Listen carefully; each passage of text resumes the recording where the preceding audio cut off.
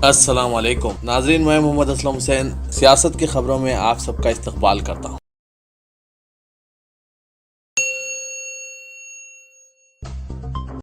कांग्रेस के सदर राहुल गांधी ने आज कहा कि आरएसएस और बीजेपी के फाशिज्म के नजरिए नफरत, घमंड, बरहमी और इंतशार पसंदी को शिकस्त देने से अजीम और कोई दूसरी कुर्बानी नहीं हो सकती। सरदार पटेल की कौमी यादगार के करीब कांग्रेस वर्किंग कमेटी के कलीदी इजलास से खिताब करते हुए राहुल गांधी ने नफरत फैलाने वाली ताकतों के खिलाफ मुकाबला करने कांग्रेस के अज़्म व अहद का याद किया। कांग्रेस लीडर प्रियंका गांधी वड्रा ने मुल्क में नफरत फैलाने और वादे वफा न करने का इल्जाम लगाते हुए मोदी हुकूमत को तनकीद का निशाना बनाया है। कांग्रेस जनरल सेक्रेटरी का ओहदा संभालने के बाद गुजरात में अपने पहले सियासी खिताब में प्रियंका गांधी ने कहा कि मुल्क में जो कुछ हो रहा है इसे देखकर इन्हें बड़ा दुख होता है। हमारे इदारे तबाह किए जा रहे हैं। आप जहां देखें नजर आएगा कि नफरत फैलाई जा रही है। मोदी की आबाई रियासत में इन्हें तनकीद का निशाना बनाते हुए सदर कांग्रेस राहुल गांधी की बहन ने कहा कि हमारे लिए इससे बढ़कर कोई बात नहीं कि आप और मैं इस मुल्क की हिफाजत में लगे हैं, इसके लिए काम करते हैं और मिलकर आगे बढ़ते हैं। पट्टेदार कोटा एहतजाज के लीडर हार्दिक पटेल मंगल को सदर पार्टी राहुल गांधी और यूपीए की सदरनशीन सोनिया गांधी की मौजूदगी में कांग्रेस में शामिल हो गए। लोकसभा इंतखाबात से ऐन कबल सरगर्म सियासत में दाखिल होने के फैसले का जवाब पेश करते हुए हार्दिक पटेल ने कहा कि अब वो गुजरात के 6 करोड़ अवाम की बेहतर अंदाज में खिदमत कर सकते हैं। जिला गांधीनगर के अदलज मौजा के करीब मुनक़िदा रैली में कांग्रेस में शामिल होने के बाद अवाम से खिताब करते हुए हार्दिक ने सवाल किया कि क्या उनका फैसला दुरुस्त है। इस पर अवाम ने पुरजोश अंदाज में हाँ जवाब दिया। वज़ीर-ए-आज़म नरेंद्र मोदी को निशाना बनाते हुए हार्दिक पटेल ने कहा कि कांग्रेस ने 28 फरवरी को मुनक़्क़िद शुदनी रैली को पुलवामा हमले की वजह से मुलतवी करने का फैसला किया। इसके बरखिलाफ वज़ीर-ए-आज़म मुल्क के मुख्तलिफ हिस्सों में जलसों से खिताब करने में मसरूफ़ थे। 25 साला पट्टेदार लीडर ने राहुल गांधी की सताइश करते हुए उन्हें दियानतदार शख्स करार दिया। वजारत बराए फ़रोग़ इंसानी वसाइल के तहत चलने वाले मदरसे जदीदकारी स्कीम के तहत काम करने वाले असातिज़ा की तनख्वाह मिलने का मामला नामालूम मुद्दत तक लटकता नजर आ रहा है। उत्तर प्रदेश हुकूमत ने पुराना बकाया देने से इनकार कर दिया है, तो वहीं वजारत फ़रोग़ इंसानी वसाइल गुज़िश्ता साल स्कीम की फंडिंग में तब्दीली की बात कर रही है। वजारत फ़रोग़ इंसानी वसाइल के तहत चलने वाली मदरसा टीचर स्कीम का तकरीबन 1000 करोड़ से ज़्यादा बकाया मरकज़ी हुकूमत पर है। 3 साल से वजारत इन टीचरों को तनख्वाह नहीं दे सकी है। गुज़िश्ता साल सितंबर में 440 करोड़ रुपए प्रोजेक्ट अप्रूवल बोर्ड से मंजूर किए गए थे, लेकिन इसी साल वजारत ने अपनी स्कीम की फंडिंग में तब्दीली करते हुए गाइडलाइन जारी कर दी थी, जिसके तहत फंडिंग का फ़ीसद 40 से 60 कर दिया गया, यानी रियासतों को 40% फंडिंग करनी थी। खास बात यह थी कि साल 2018-19 के साथ साथ 2016-17 और साल 2017-18 के लिए भी रियासतों को पैसा देने के लिए कहा गया, जिस पर योगी सरकार ने हाथ खड़े कर दिए और साल 2016-17 और 2017-18 का पैसा देने से इनकार कर दिया। वहीं दूसरी तरफ मदरसा टीचर स्कीम से वाबस्ता लोग फाकाकशी का सामना कर रहे हैं और बहुत से लोग खुदकशी तक कर चुके हैं। उत्तर प्रदेश के अनाव पार्लिमानी सीट से बीजेपी के शोला बयान रुकने पार्लियामेंट सच्चिदानंद हरी उर्फ साक्षी महाराज ने मुबैना तौर पर पार्टी के रियासती सदर पांडे को खत लिखकर धमकी भरे अंदाज में इसी पार्लिमानी हलके से एक बार फिर टिकट देने का मुतालबा किया है। सोशल मीडिया में वायरल हो रहा ये खत 7 मार्च को लिखा गया है। इनके दस्तखत वाले इस खत में साक्षी महाराज ने इलाके में नस्ली मसावत का हवाला देते हुए कहा है कि पसमानदा तबके की नुमाइंदगी करने वाले पार्टी के वो इकलौते नुमाइंदे हैं। सदर कांग्रेस राहुल गांधी के खिलाफ बिहार की एक अदालत में आज जैश-ए मोहम्मद के सरबराह मसूद अजहर जी करार देने पर मुकदमा दायर किया गया है। नई दिल्ली में कांग्रेसी कारकुनों के एक इजलास से खिताब करते हुए राहुल गांधी ने जैश-ए मोहम्मद के सरबराह को मसूद अजहर जी कहते हुए मुखातिब किया था, जिस पर बीजेपी ने सख्त तनकीद करते हुए कहा था कि कांग्रेस और इसके सदर को दहशतगर्दों से मोहब्बत है। दलित रहनुमा प्रकाश अंबेडकर ने ऐलान किया कि इनका सियासी मिहाज महाराष्ट्र के तमाम 48 लोकसभा हलकों से मुकाबला करेगा। इनके ऐलान से महाराष्ट्र में बीजेपी के खिलाफ अजीम इत्तेहाद कायम करने कांग्रेस और एनसीपी की कोशिशों को धक्का लगा है। जिला अकोला में ये ऐलान करते हुए अंबेडकर ने कहा कि मुखालिफ बीजेपी इत्तेहाद में शामिल होने के लिए कांग्रेस के साथ मजीद बातचीत नहीं होगी। उन्होंने मीडिया से कहा कि कांग्रेस से समझौते की कई तजावीज़ पेश की गई, लेकिन इसमें बड़ी रुकावट है। हम अब कांग्रेस क़यादत के साथ मजीद बातचीत नहीं कर सकते। प्रकाश अंबेडकर ने कहा कि हमने पहले ही 22 हलकों से अपने उम्मीदवारों का ऐलान कर दिया है और माबाकी पर बहुत जल्द ऐलान करेंगे।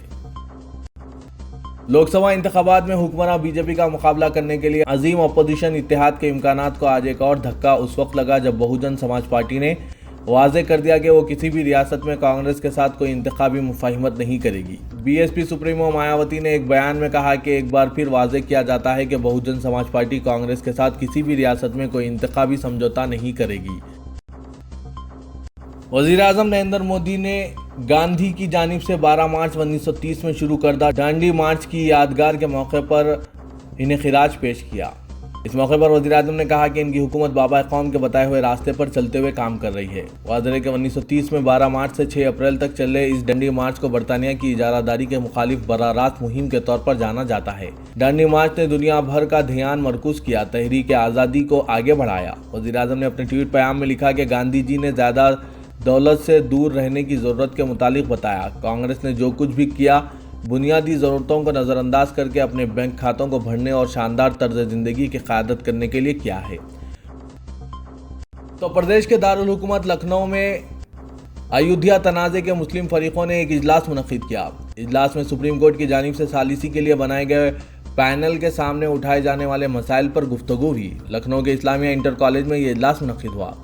मुस्लिम फरीक इकबाल अंसारी ने बताया कि तमाम फरीकों समेत तकरीबन 50 अफराद इजलास में मौजूद थे। इनमें बाबरी मस्जिद एक्शन कमेटी के वकील जफर याब जिलानी, मौलाना खालिद रशीद फिरंगी मोहल्ली, मौलाना नोमानी, बाबरी मस्जिद के फरीक हाजी महबूब और मोहम्मद उमर भी शामिल थे।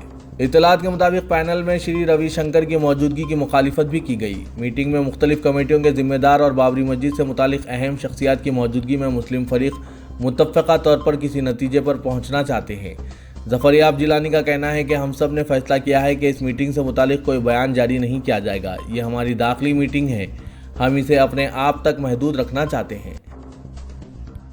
मगरबी बंगाल की वज़ीर आला और तृणमूल कांग्रेस की लीडर ममता बनर्जी ने 63 की तमाम 42 सीटों के लिए उम्मीदवारों का ऐलान किया है, जिसमें 41% ख्वातीन को आइंदा लोकसभा इंतखाबात में टिकट देंगी। इनमें मूनमून सेन समेत 4 अदाकाराओं को भी टिकट दिया गया है। मूनमून सेन को आसन सिविल और नुसरत जहां को बशीर हाट से टिकट दिया गया है, जबकि शताब्दी राय बीरभूम और मेमी चक्रवर्ती को जाधवपुर से तृणमूल कांग्रेस ने अपना उम्मीदवार बनाया है। इस मौके पर ममता बनर्जी ने कहा कि लोकसभा इंतखाबात में तृणमूल कांग्रेस 40% से ज्यादा ख्वातीन को बतौर उम्मीदवार मैदान में उतारेंगी। ये हमारे लिए फख्र की बात है। हिंदुस्तान की मुसलसिल कोशिशों के बाद आज जैश ए मोहम्मद सरगना मसूद अजहर को बैनुल अक़वामी दहशतगर्द करार दिया जा सकता है। हालांकि इस मामले में चीन की जानिब से एक मरतबा फिर रोड़ा अटकाए जाने का अंदेशा है। उधर अमेरिका और रूस ने चीन से अपना रुख बदलने की दरख्वास्त की है। गुज़िश्ता दिनों जारी नोटिफिकेशन में कहा गया था कि अमेरिका, बरतानिया और फ्रांस की जानिब से दहशतगर्द मसूद अजहर को ग्लोबल की फहरिस्त में शामिल करने की तजवीज़ मिली है। हज और उम्रे की गर्ज से सऊदी अरब जाने वाले ज़ायरीन के लिए खुशखबरी यह है कि मुमलिकत की वजारत हज और उम्रा ज़ायरीन के लिए इलेक्ट्रॉनिक वीज़े के इजरा के एक मंसूबे पर अमल करने वाली है, जिसके नाफिज होने पर ज़ायरीन चंद मिनटों में वीज़ा हासिल कर सकेंगे।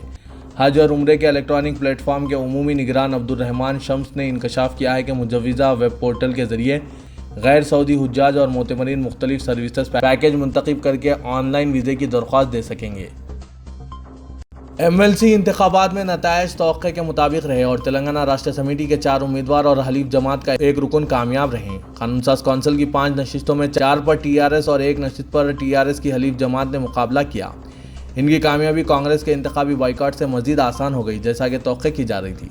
TRS के अरकान कानून साज कौंसिल की हैसियत से मोहम्मद महमूद अली, सुभाष रेड्डी, मल्लेशम सीतावती राठौर और MIM की जानिब से रियाजुल हसन कामयाब हुए।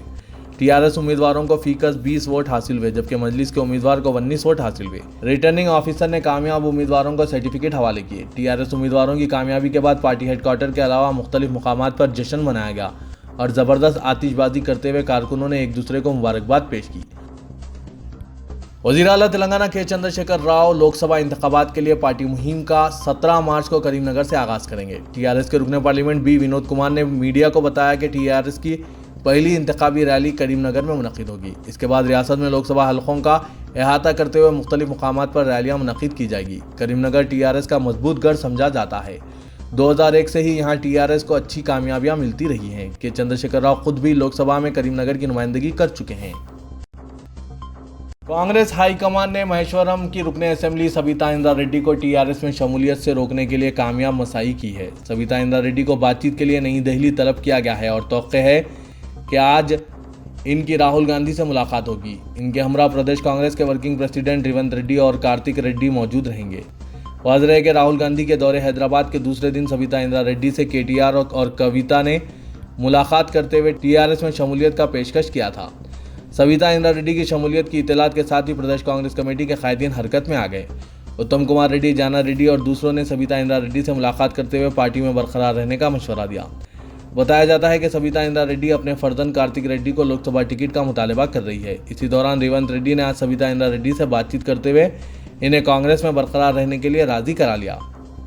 बताया जाता है कि सदर कांग्रेस राहुल गांधी से सविता इंद्रा रेड्डी की फोन पर बात कराई गई और आज मुलाकात तय की गई है। बताया जाता है कि कांग्रेस हाईकमान ने कार्तिक रेड्डी को पार्टी में मुनासिब मुकाम देने का तयख्खुन दिया है। बीजेपी की जानिब से तेलंगाना में लोकसभा इंतखाबात के लिए अपने उम्मीदवारों का 15 मार्च को फैसला किया जाएगा। पार्टी तर्जुमान कृष्णा सागर राव ने मीडिया को बताया कि इम्कान है कि उम्मीदवारों के नामों का इसी दिन या फिर 16 मार्च को भी ऐलान हो सकता है। असेंबली इंतखाबात में बीजेपी का मुजाहरा इंतहाई नाकिस रहा था और इसे सिर्फ एक हल्के से कामयाबी हासिल हुई थी। ज़्यादा 100 असेंबली हल्कों में बीजेपी उम्मीदवारों की जमानतें भी जब्त हो गई थी। कृष्णा सागर राव ने कहा कि बीजेपी के ख्याल में रियासत के राय दहिंदे बाशऊर है और इन्हें रियासती और कौमी इंतखाबात में फ़र्क का एहसास है। उन्होंने कहा कि इनके ख्याल में तेलंगाना के अवाम एक मुस्तहकिम और ताकतवर हुकूमत के हक में वोट देंगे जो बीजेपी की होगी। चंचलगुड़ा जेल के कैदी अब फिल्मी गीत सुन सकते हैं और खुद अपने प्रोग्राम भी मुनक्किद कर सकते हैं क्योंकि हुक्काम ने इंटरनल FM रेडियो की सहूलत शुरू की है।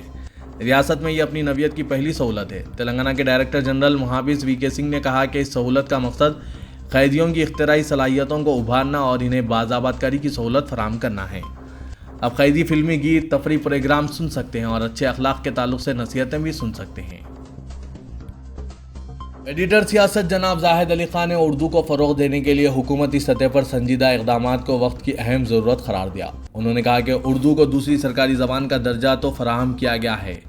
उन्होंने कहा कि अक्सर ये देखने में आया है कि खानगी स्कूलों में उर्दू की तालीम नहीं दी जाती है। उन्होंने मज़ीद कहा कि जब स्कूल में दाखिले के लिए वालिदैन से फॉर्म्स हासिल किए जाते हैं तो इसमें मादरी ज़बान का एक ज़ुमरा भी शामिल किया जाना चाहिए। जनाब जाहिद अली खान ने कहा कि और उर्दू जिस स्टूडेंट की मादरी ज़बान है इसके लिए यह स्कूल में उर्दू का एक मजमून पढ़ाया जाना चाहिए ताकि वो स्टूडेंट अपनी मादरी ज़बान से महरूम ना रह सके।